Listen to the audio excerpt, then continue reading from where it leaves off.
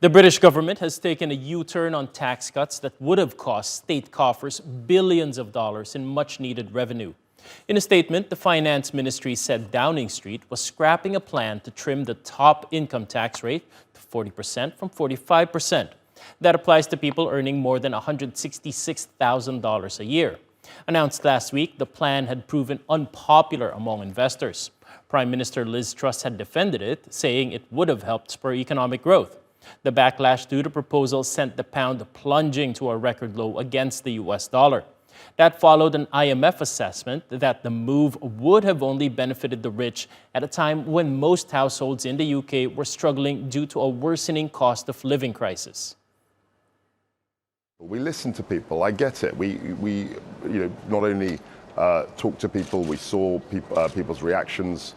We were talking to constituents. We were talking to a whole range of stakeholders, and we felt that the 45p issue, the 45p rate, was drowning out a strong package of intervention on energy, a strong package of intervention on tax cuts for people generally, and we decided not to proceed.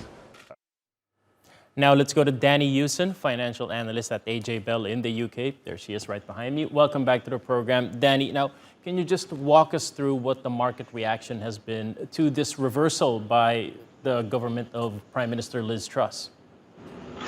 Well, as you say, we have seen the pound recover somewhat, getting back to where it was before this mini budget was announced just over a week ago.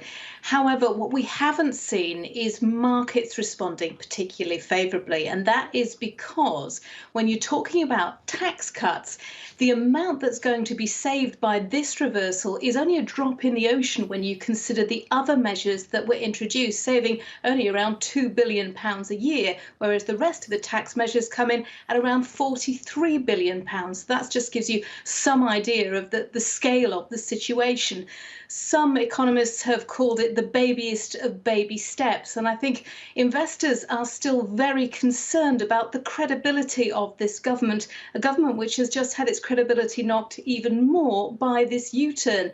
It might be listening, but there are a lot of investors that still want it to publish that all-important independent health check by the Office for Budget Responsibility, and that is not expected until mid-November. So why was it so concerning, this entire package, as you say, north of $40 billion? And what could be the future of that? Because, of course, the UK is still dealing with the cost of living crisis, so there needs to be some government aid. What kind of adjustments can the government make that will be satisfactory to financial institutions and the IMF that are watching the British economy? I think the top rate tax cut was certainly something that was ideological. It just didn't go down well to be seen to be giving a tax break for the very rich when the people that were earning the least were really struggling with the cost of living crisis.